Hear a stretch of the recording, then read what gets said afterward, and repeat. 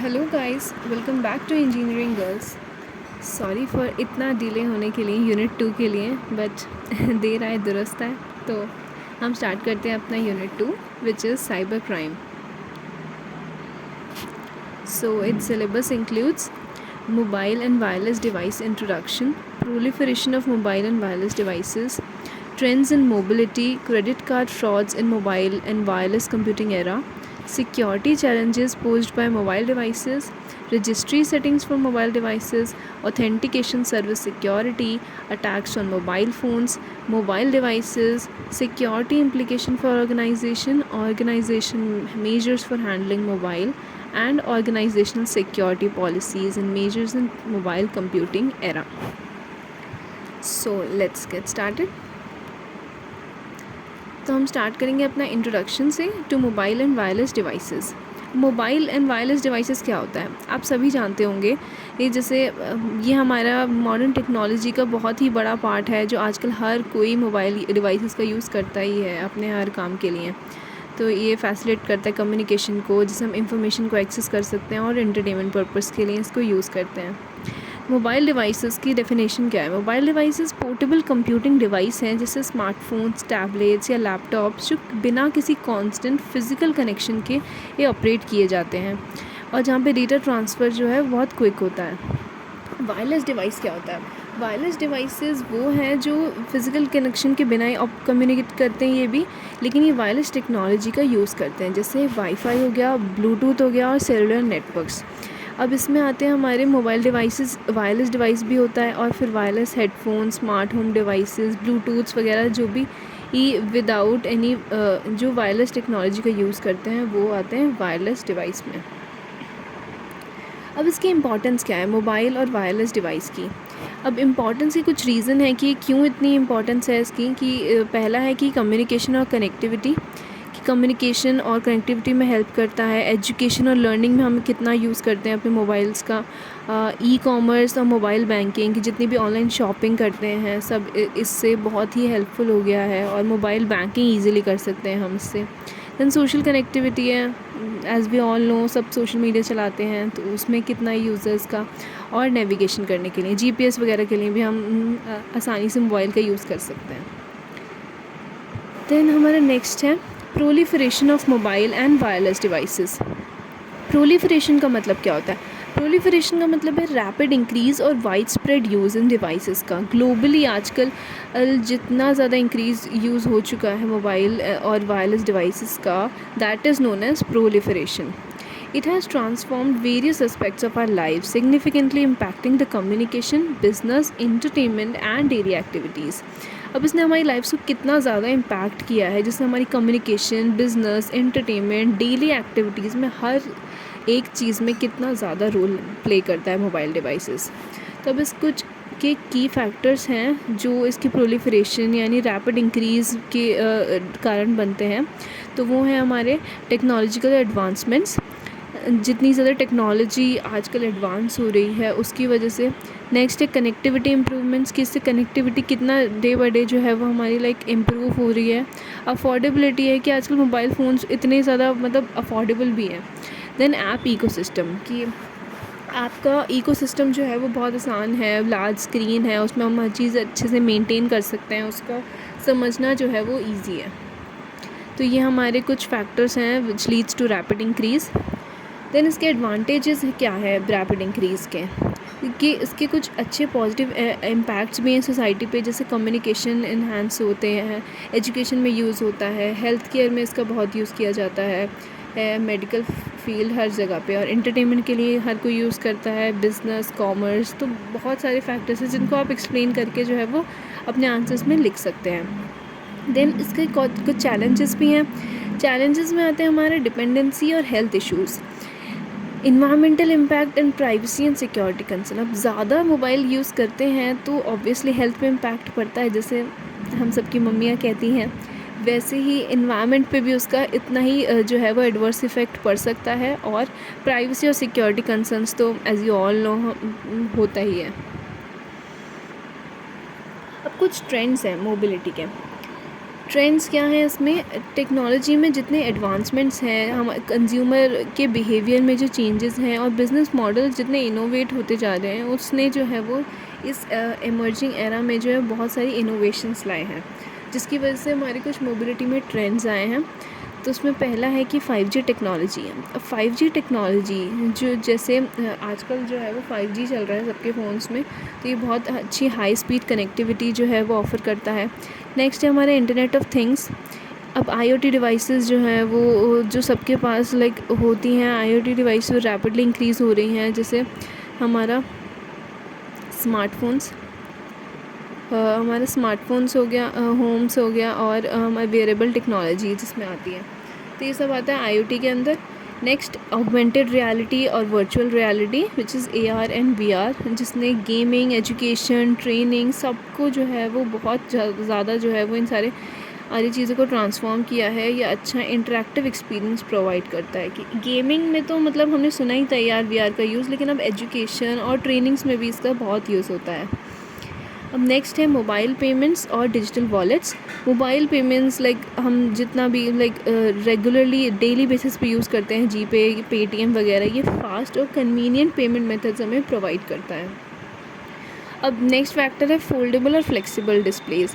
अब आजकल के फ़ोन्स जो हैं वो बहुत ही ज़्यादा ये फोल्डेबल और फ्लेक्सिबल जो है वो आते हैं, जिससे अच्छा जो है ये कॉम्पैक्ट फॉर्म में हमें फ़ीचर देता है। तो ये सारे हमारे ट्रेंड्स थे मोबिलिटी के। अब हमारे टाइप्स ऑफ मोबिलिटी आते हैं। टाइप्स ऑफ मोबिलिटी, अब मोबिलिटी जो है वो 4 टाइप्स में डिवाइडेड है, which is user mobility, device mobility, session and service mobility. अब हर टाइप जो है वो डिफरेंट एस्पेक्ट बताता है मोबाइल की मूवमेंट और कनेक्टिविटी से रिलेटेड। तो पहला पढ़ते हैं यूज़र मोबिलिटी। यूज़र मोबिलिटी क्या है? Ability of a user to maintain uninterrupted communication. User mobility क्या है कि यूज़र की ability to maintain uninterrupted communication, access to network services while moving across different locations. User की एबिलिटी कि जब वो दूसरे लोकेशंस पे जा रहा है कि वो अपना कम्युनिकेशन जो है वो मेंटेन कर सके, यानी वो अनइंटरप्टेड रहे और नेटवर्क सर्विसेज को भी एक्सेस कर सके। यानी जब वो डिफरेंट नेटवर्क्स पे जो है यूज़र मूव कर रहा है, जैसे होम वाईफाई से पब्लिक वाईफाई पे ट्रांसफ़र हो रहा है तो उसकी कनेक्टिविटी जो है वो लूज़ नहीं होनी चाहिए। ये यूज़र मोबिलिटी है, जिसका एग्ज़ाम्पल हम देख सकते हैं। जैसे कि एक पर्सन जो है वो स्मार्टफ़ोन को यूज़ करते हैं, हम सब कॉल करने के लिए या मैसेज करने के लिए, और इंटरनेट का एक्सेस कर सकते हैं हम जब भी होम से जो है वो वर्क में हम ट्रैवल कर रहे हैं, तो उससे हमारा कनेक्शन जो है वो लॉस नहीं होता। तो ये हो गया यूज़र मोबिलिटी। नेक्स्ट है device mobility. Ability of a device to change its point of attachment to a network and maintain the ongoing connections without interruption। अब डिवाइस की एबिलिटी कि उसको अपना पॉइंट ऑफ अटैचमेंट जो है वो चेंज करें नेटवर्क पे और ऑनगोइंग कनेक्शंस को मेंटेन करें विदाउट इंटरप्शन। वो डिवाइस मोबिलिटी है कि डिवाइसेस जो है वो डिफरेंट नेटवर्क एक्सेस पॉइंट्स पे मूव कर सकते हैं या बेस स्टेशंस पे अपना एक्टिव कनेक्शन को मेंटेन करते हुए। जैसे laptop moving from one wifi hotspot to another in a large building. जैसे अब एक वाईफाई हॉटस्पॉट से कनेक्ट होकर दूसरे पे स्विच कर जाए हमारा लैपटॉप का कनेक्शन एक ही बिल्डिंग में, एक ही कैंपस में, तो उससे हमारी कनेक्टिविटी लूज़ नहीं होती है। तो ये है डिवाइस मोबिलिटी। ये क्वेश्चन जो है वो बहुत इंपॉर्टेंट है, ये 7 मार्क्स में पूछता है रेगुलरली। तो ये चारों जो है वो हमें याद होने चाहिए। देन नेक्स्ट है session mobility. The ability to transfer an ongoing session from one device or network connection to another without interrupting the session। अब सेशन में आता है कि एक सेशन जो पर्टिकुलरली हमारा चल रहा है, जैसे आप कह सकते हो कि एक एक्टिव सेशन, जैसे वीडियो कॉल या कोई भी ऑनलाइन गेम आप खेल रहे हो, उसमें जो है वो कनेक्शन में इंटरप्शन नहीं आना चाहिए जब आप एक नेटवर्क से दूसरे नेटवर्क पर स्विच करते हैं। दैट इज़ सेशन मोबिलिटी कि यूज़र ने एक, जैसे एग्जांपल, यूज़र ने एक वीडियो कॉल स्टार्ट किया अपने स्मार्टफोन पे और वो उसको seamlessly without any interruption transfer कर सकता है लैपटॉप पे without dropping its call. Then service mobility. तो नेक्स्ट है हमारा service mobility. Service mobility is the ability of to access and use the network services and applications regardless of the user or device location. अब network को use करना या access करने की जो एबिलिटी है और उसकी एप्लीकेशंस को यूज़ करना रिगार्डलेस ऑफ यूज़र या डिवाइस की लोकेशन के हिसाब से, दैट इज़ सर्विस मोबिलिटी। कि सर्विसेज जो है वो हमारी एक्सेसिबल रहें अक्रॉस डिफरेंट नेटवर्क्स और डिवाइसेस पे, providing a consistent user experience. इसका एग्जांपल में आता है कि आप ऑनलाइन बैंकिंग सर्विसेज जो है वो यूज़ करते हैं डिफरेंट डिवाइसेस से, जैसे स्मार्टफ़ोन, टैबलेट या फिर आपका लैपटॉप हो गया, और डिफरेंट लोकेशन से, तो उसमें कोई इंटरप्शन नहीं आता, तो दैट इज़ सर्विस मोबिलिटी। तो दैट्स इट, ये हमारा चारों मोबिलिटी हमने कवर कर लिए हैं। उसके बाद आते हैं हमारे credit card frauds in mobile and wireless computing era. तो अब हमारे क्रेडिट कार्ड फ्रॉड्स क्या हैं मोबाइल और वायरलेस कंप्यूटिंग एरा में। With the convenience of mobile payments and online transactions, the potential for credit card frauds is also increase. अब जितना ज़्यादा मोबाइल पेमेंट्स और ऑनलाइन ट्रांजैक्शन हम डेली पर्पज़ पे करते हैं, उसी से क्रेडिट कार्ड फ्रॉड्स का चांसेस जो है वो भी बहुत इंक्रीज़ हो चुके हैं।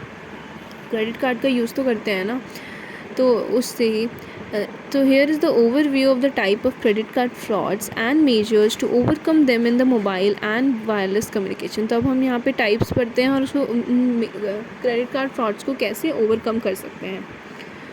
So let's start with the types. पहला है हमारा कार्ड नॉट प्रेजेंट फ्रॉड, कि अगर अटैकर के पास जो है वो फ़िज़िकली आपका कार्ड जो है वो प्रेजेंट नहीं है, बट वो कुछ इंफॉर्मेशन जो है वो स्टोल करके जो है वो आपके वो इलीगल परचेजेस जो है वो कर सकता है without needing the physical card.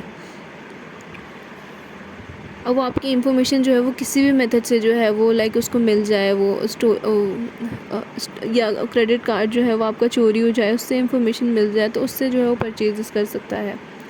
Next है हमारा फ़िशिंग और विशिंग। अब फ़िशिंग और विशिंग जैसे हम पहले भी पढ़ चुके हैं कि फ़िशिंग क्या होता है, हमारा ईमेल से उससे मतलब फ़ेक ईमेल्स, वेबसाइट से मैसेजेस जो हमारे लेजिटिमेट अपीयर होते हैं, इंफॉर्मेशन स्टील करने के लिए अटैकर इस मेथड का यूज़ करते हैं। अब विशिंग जो है वो हमारा वॉइस फ़ोन कॉल के ऊपर होता है, जो लाइक अटैकर यूज़ कर सकते हैं ना आपकी कार्ड डिटेल्स को लेने के लिए। तो इन दो मेथड्स का यूज़ कर सकते हैं अटैकर आपकी सेंसिटिव इंफॉर्मेशन को लेने के लिए, क्रेडिट कार्ड डिटेल्स के बारे में।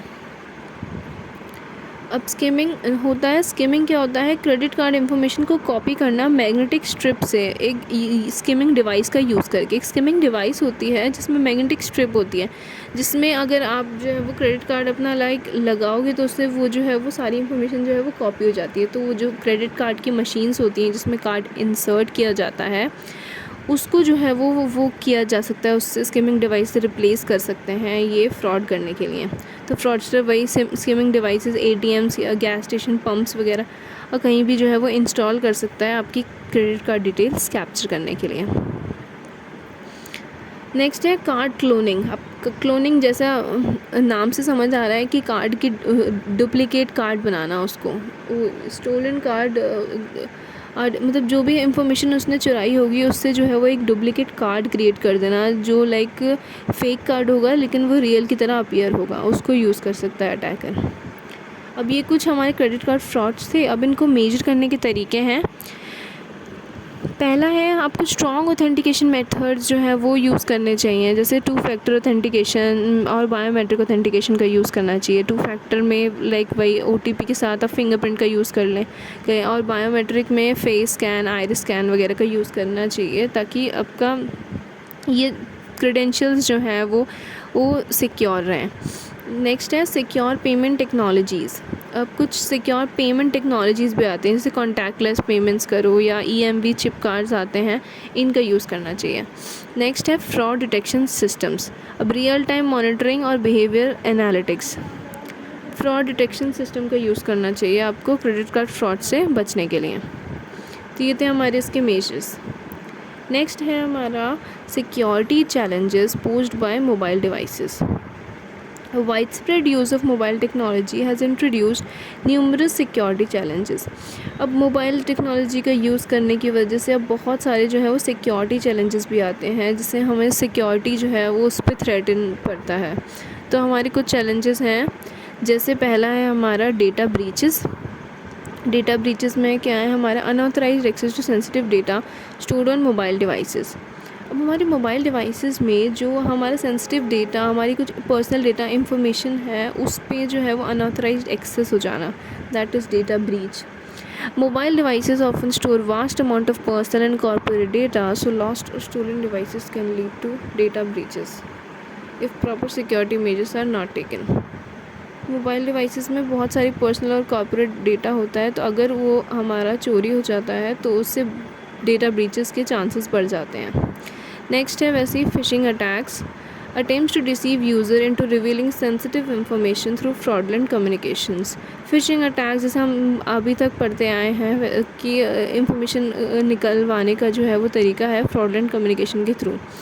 मोबाइल यूजर्स में भी more vulnerable to phishing due to smaller screen sizes and the prevalence of email and messaging apps. अब मोबाइल की वजह से फिशिंग अटैक्स में जो है वो ज़्यादा वल्नरेबल हो जाता है, क्योंकि इसमें ईमेल और मैसेजिंग ऐप्स का कम्युनिकेशन जो है वो ज़्यादा ईजिली ही होता है, तो इससे जो है वो फिशिंग अटैक होने के चांसेस ज़्यादा हैं रादर देन लैपटॉप्स।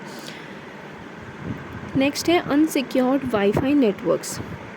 अब कुछ जो है वो आपके वाईफाई जो है वो लाइक आप पब्लिक वाईफाई से कनेक्ट कर लो तो वो हमारे अनसिक्योर होते हैं, उससे आपका डेटा जो है वो अटैकर्स के पास जाने का रिस्क और भी ज़्यादा बढ़ जाता है। Public Wi-Fi networks are often less secure and can be used by attackers to intercept your data. अब नेक्स्ट टॉपिक है हमारा registry settings for mobile devices. Registry settings क्या होता है? रजिस्ट्री सेटिंग्स हमारे मोबाइल डिवाइसेस में होती हैं। ये एक पावरफुल टूल है कॉन्फ़िगर और मैनेजिंग द मोबाइल डिवाइसेस करने के लिए, स्पेशली विंडो बेस्ड एनवायरनमेंट्स में। बेसिकली विंडो बेस्ड एनवायरनमेंट में रजिस्ट्री सेटिंग्स होती हैं, लेकिन अब एंड्रॉयड और iOS में भी ये पाई जाती हैं। तो by understanding and properly managing these settings, users and administrator can ensure the optimal performance, security and customization of their mobile devices. तो रजिस्ट्री सेटिंग्स को ढंग से मेंटेन करेंगे तो उससे आपकी मोबाइल की परफॉर्मेंस जो है वो ऑप्टिमाइज़ होगी, सिक्योरिटी अच्छे से मेंटेन हो सकती है और आप कस्टमाइजेशन अच्छे से कर सकते हैं।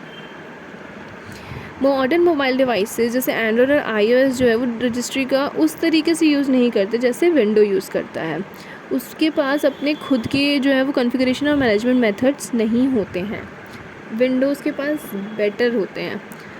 तो हम स्टिल इसके बारे में कुछ लाइक इन्फॉर्मेशन दे देते हैं कि एंड्रॉयड और iOS में रजिस्ट्री सेटिंग्स क्या होती है, अगर ये क्वेश्चन जो है वो पूछ लेता है तो। वैसे ये 7 मार्क्स में आने के चांसेस के कम हैं।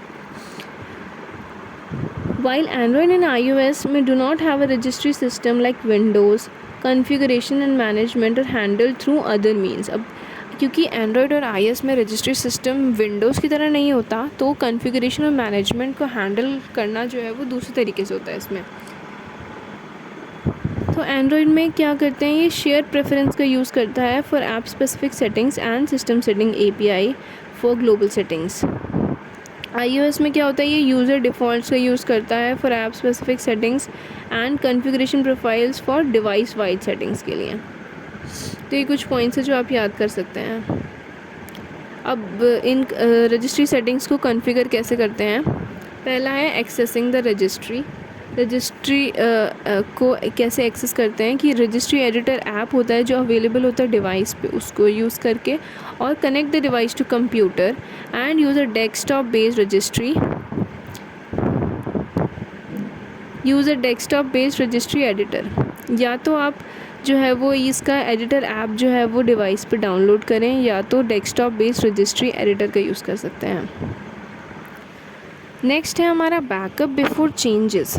अब always backup the registry before making any changes to avoid potential system issues. अब हमेशा रजिस्ट्री को जो है वो बैकअप करना चाहिए before any changes you have applied.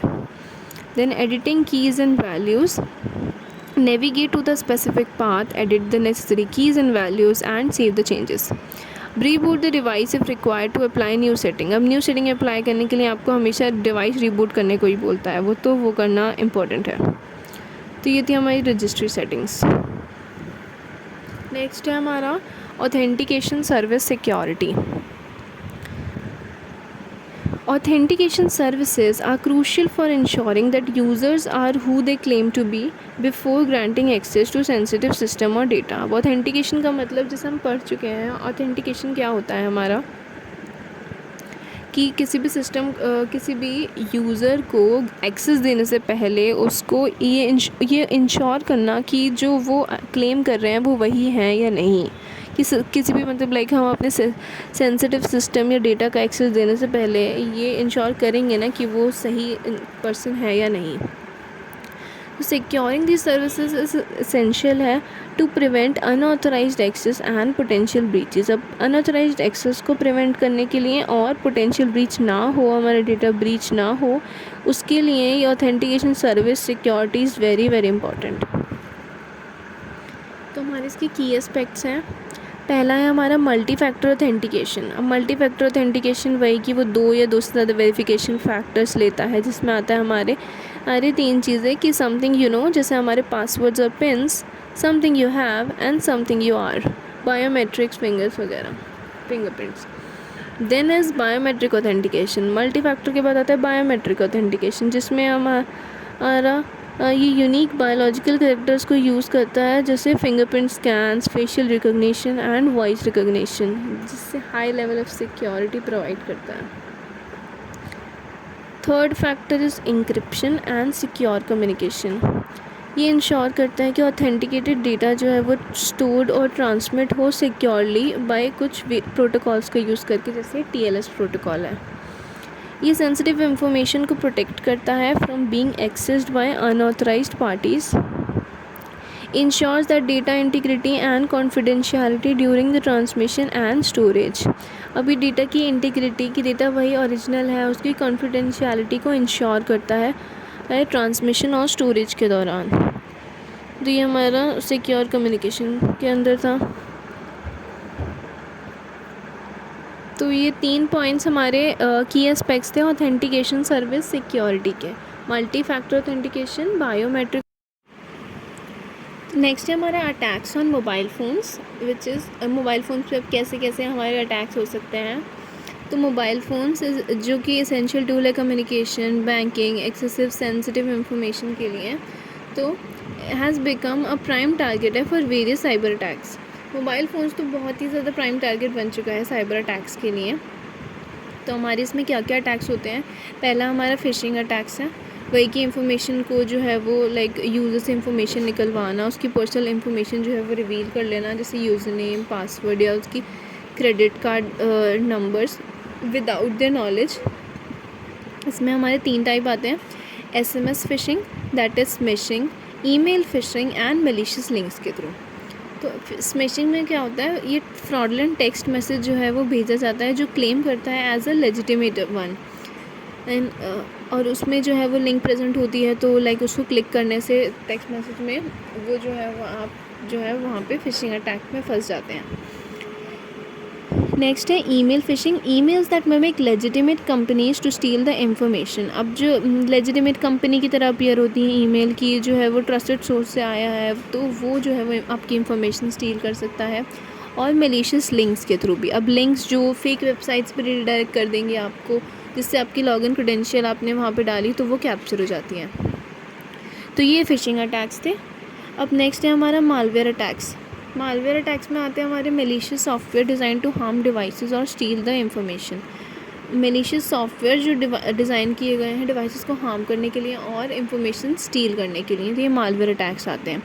जिसमें टाइप्स हैं हमारे spyware, ransomware and trojans. Spyware क्या होता है, जो मॉनिटर आपकी जो आपकी यूज़र एक्टिविटी जो है वो मॉनिटर करता है और इन्फॉर्मेशन अटैकर को भेज देता है without your knowledge, secretly spy करता है. रैंसमवेयर में आता है data encrypt data and demand ransom for its release. Ransomware में मतलब ये है कि डेटा को इंक्रिप्ट कर देगा और उसकी की जो है वो आपको पता नहीं होती है, उसके लिए वो वो डिमांड करता है, तो वो रैंसमवेयर होता है. और ट्रोजन में आता है वही कि लेजिटिमेट ऐप की तरह वो अपीयर होता है और ये मैलिशियस एक्टिविटी को एग्जीक्यूट करता है, कि एक ट्रस्टेड ऐसी लेजिटिमेट ऐप की तरह वो अपीयर होगा, लेकिन उसके अंदर जो है वो मैलिशियस एक्टिविटी ही होगी, जिसको इंस्टॉल करने से या आपके डिवाइस का डेटा जो है वो ब्रीच हो सकता है। तो ये मालवेयर अटैक्स थे। नेक्स्ट है हमारा नेटवर्क स्पूफिंग। अब creating a fake WiFi network by setting a fake WiFi hotspots in public places to deceive the user into connecting, believing it as legitimate and capturing their data over network. अब fake WiFi networks बना लेता है वो attacker, और fake hotspots जो है वो हमें हम किसी भी पब्लिक प्लेस में जाके हमें कोई ओपन वाईफाई मिलता है तो हम खुशी खुशी उससे कनेक्ट कर लेते हैं, लेकिन वो जो है वो कनेक्ट करना गलत होता है, क्योंकि उससे जो है वो आपकी इन्फॉर्मेशन जो है वो उस नेटवर्क पे जो है वो ट्रांसफ़र हो सकती है। तो ये होता है नेटवर्क स्पूफिंग। नेक्स्ट है हमारा ब्लूटूथ अटैक्स। अब ब्लूटूथ के थ्रू भी जो है वो अटैक्स हो सकते हैं कि अटैकर जो है वो आपका अनऑथराइज्ड एक्सेस जो है वो गेन कर सकता है हमारे डिवाइसेस पे। तो ब्लूटूथ भी हमारा सिक्योर नहीं होता है। अब ब्लूटूथ के थ्रू भी 3 टाइप के अटैक्स होते हैं हमारे, कि ब्लू जैकिंग, ब्लू स्नाफिंग और ब्लू बगिंग। ब्लू जैकिंग क्या होता है, जिसमें ये अनसॉलिसिटेड मैसेजेस जो है वो सेंड करता है ब्लूटूथ इनेबल्ड डिवाइसेस के थ्रू। स्नाफिंग में क्या होता है, अनऑथराइज्ड एक्सेस होता है to information on a device via Bluetooth. Bugging में होता है कि ये डिवाइस पे ही कंट्रोल कर लेता है और फंक्शंस पे उसके ब्लूटूथ के थ्रू। अब लास्ट है हमारा फिज़िकल अटैक। फिज़िकल अटैक भी हो सकता है कि gaining physical access to device to steal the data और इंस्टॉल मैलिशियस सॉफ्टवेयर। अब स्टीलिंग, ये फ़िज़िकल एक्सेस कैसे मिल सकता है मोबाइल का, कि आपका जो है वो डिवाइस जो है वो कहीं से जो है वो चुरा ले, या फिर कहीं पे जो है वो अनअटेंडेड डिवाइस, मतलब जैसे आपने थोड़ी देर के लिए फ़ोन छोड़ दिया और कोई रैंडम इंसान आपका लॉक खुला है फ़ोन का, तब वो आपकी इंफॉर्मेशन स्टील कर सकता है और फिर अनलॉक डिवाइसेस को एक्सप्लॉइट करता है और वीक पासवर्ड्स के थ्रू जो है वो उसको पासवर्ड क्रैक भी कर सकता है। तो ये होते हैं हमारे फिज़िकल अटैक्स। तो नेक्स्ट है हमारा security implication for organisation using mobile devices. तो ये कुछ हमारे 1-2 टॉपिक लास्ट के बचे हैं। अब ये है हमारा सिक्योरिटी इम्प्लीकेशंस में कि the integration of mobile devices into organizational workflow has increased flexibility and productivity। Mobile devices का जितना ज़्यादा यूज़ है उससे जो है वो हमारी फ्लेक्सिबिलिटी और प्रोडक्टिविटी इंक्रीज़ हुई है वर्क फ्लो में। However, it also brings significantly security challenges in organization that must address to protect the sensitive data and maintain the integrity of the system। अब जितना ज़्यादा फ्लेक्सिबिलिटी प्रोडक्टिविटी इंक्रीज हुई है उससे जो है वो कुछ सिक्योरिटी चैलेंजेस भी आए हैं कि ऑर्गेनाइजेशन को जो है वो ध्यान रखने पड़ते हैं अपनी सेंसिटिव इंफॉर्मेशन को प्रोटेक्ट करने के लिए और इंटीग्रिटी मेंटेन करने के लिए, जिसमें आता है हमारा पहला, managing the proliferation of handheld devices. Handheld devices वही कि जो हमारे मोबाइल डिवाइसेस हैं, हैंडहेल्ड डिवाइसेस में हमारे सब आते हैं, स्मार्टफोन्स, लैपटॉप्स, टैबलेट्स वगैरह। तो उनका प्रोलिफरेशन वही कि रैपिड इंक्रीज़, जो जितना ज़्यादा यूज़ बढ़ता जा रहा है उसको मैनेज करना इस ऑर्गेनाइजेशन की ये एक फैक्टर है। तो wide variety of devices makes it difficult to ensure the uniform security policies. अब इतनी सारी वेराइटी ऑफ डिवाइसेस हैं तो वो थोड़ा डिफ़िकल्ट बना देती हैं सिक्योरिटी पॉलिसीज़ को इंश्योर करना। अब मोर डिवाइसेस का मतलब है ज़्यादा पोटेंशियल एंट्री पॉइंट्स होंगे अटैकर्स के लिए, जितने ज़्यादा डिवाइसेस होंगे। Keeping track of all the devices and ensuring they are up to date with security policies can be resource intensive. अब सारे डिवाइसेस का ट्रैक रखना और उनको अप टू डेट रखना सिक्योरिटी पॉलिसीज़ से, तो ये थोड़ा रिसोर्स इंटेंसिव हो सकता है, इसके लिए रिसोर्सेज की ज़रूरत पड़ सकती है ऑर्गेनाइजेशन को। तो ये एक सिक्योरिटी चैलेंज था। अब नेक्स्ट है अनकन्वेंशनल स्टोरेज डिवाइसेस। अब जो डिवाइसेस जैसे यूएसबी ड्राइव्स और एक्सटर्नल हार्डवेयर्स हैं उसको हम यूज़ करते हैं सेंसिटिव डेटा को ट्रांसफ़र करने के लिए आउटसाइड द ऑर्गेनाइजेशन, तो वो जो है वो एक जो है वो आपके लिए खतरा हो सकता है। Unchecked storage devices and introduce the malware into corporate network. अब स्टोरेज डिवाइसेस को हमने चेक नहीं किया और ऐसे ही जो है वो कॉर्पोरेट में जो है वो आपने जो है वो यूज़ कर लिया, तो उससे मालवेयर आ सकता है वहाँ के नेटवर्क में। नेक्स्ट है थ्रेट्स थ्रू लॉस्ट डिवाइसेस। अब आपका फ़ोन जो है वो अगर चोरी हो जाता है या खो जाता है, उससे अनऑथराइज्ड एक्सेस मिल जाएगा उसको सेंसिटिव डेटा में, तो उससे जो आपका जितना भी लॉगिन जो क्रेडेंशियल सेव्ड होंगी उस डिवाइसेस पे वो एक्सप्लॉइट हो सकती हैं। हो सकती हैं और उससे फर्दर वो जो है वो एक्सेस गेन कर सकता है आपके ऑर्गेनाइजेशनल सिस्टम्स पे। नेक्स्ट है protecting data on lost devices. अब लॉस्ट डिवाइसेस पर डेटा को जो है वो प्रोटेक्ट करना चाहिए ऑर्गेनाइजेशन को, कि सेंसिटिव इंफॉर्मेशन जो है लॉस्ट डिवाइसेस पे can be compromise leading to data breaches. जैसे डेटा ब्रीच हो सकता है आपका, तो breaches can cause significant financial loss and damage the organisation reputation. अब डेटा हमारे लीक हो जाएगा ऑर्गेनाइजेशन का तो उससे बहुत ज़्यादा फाइनेंशियल लॉस हो सकता है और ऑर्गेनाइजेशन की रेपुटेशन तो डैमेज होगी।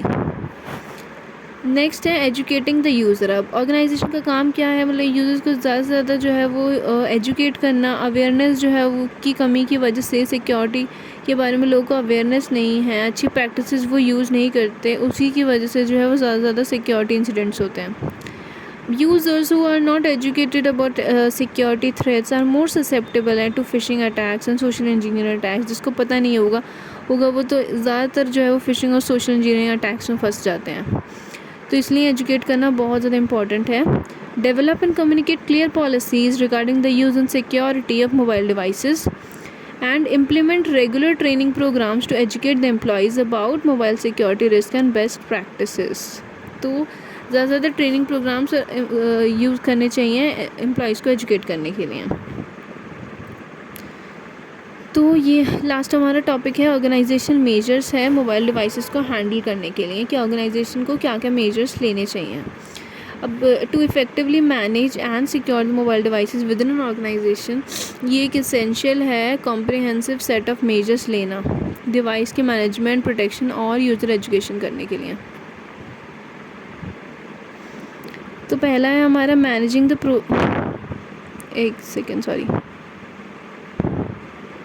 ये है ऑर्गेनाइजेशनल मेजर्स फॉर हैंडलिंग है। ये पहला हमारा मोबाइल डिवाइस मैनेजमेंट है। It provides centralized control over mobile devices, allowing the organization to enforce security and manage configuration। Mobile device का मैनेजमेंट करना, देन मोबाइल एप्लीकेशन का मैनेजमेंट करना, कि जितनी भी एप्लीकेशंस मोबाइल डिवाइसेस में है उनका अप्रूवल और कंट्रोलिंग, कि कौन सी एप्लीकेशन को जो है वो इंस्टॉल होना चाहिए कॉर्पोरेट डिवाइसेस पे, ये ऑर्गेनाइजेशन को मैनेज करना चाहिए। देन एक्सेस कंट्रोल और authentication, control the access to mobile devices and the corporate network through secure authentication mechanism like strong passwords, multi-factor authentication and RBAC। इसका यूज़ करना चाहिए कंट्रोल एक्सेस को जो है वो मैनेज करने के लिए और ऑथेंटिकेशन का। अब इसमें है हमारा और ऑर्गेनाइजेशन मेजर्स क्या है, डेटा का encryption, encrypt data stored on mobile devices to prevent the unauthorized access if the device is lost। अगर डिवाइस खो भी जाती है तो डेटा जो है वो इंक्रिप्ट होना चाहिए हमारे मोबाइल डिवाइसेस में, ताकि अनऑथराइज्ड एक्सेस जो है वो ना हो। सिक्योर कम्युनिकेशन प्रोटोकॉल्स के थ्रू जो है ये हम कर सकते हैं, गवर्नमेंट मतलब ऑर्गेनाइजेशन को करना चाहिए। रेगुलर अपडेट्स हैं कि मोबाइल डिवाइसेस और सॉफ्टवेयर जो है वो अप टू डेट होना जो है वो क्रूशल है।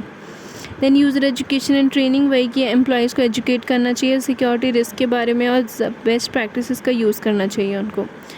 एंड देन नेटवर्क सिक्योरिटी है कि protect the network infrastructure that mobile devices connect by using strong encryption का यूज़ करके नेटवर्क को आपको जो है वो सिक्योर रखना चाहिए ये ऑर्गेनाइजेशन को। So that's it. ये सारे हमारे टॉपिक्स थे जो हमने यूनिट 2 के सारे कवर कर चुके हैं, हमने सारे टॉपिक्स कवर किए हैं। So thank you for watching और अच्छे से प्रिपेयर करें एग्ज़ाम्स के लिए।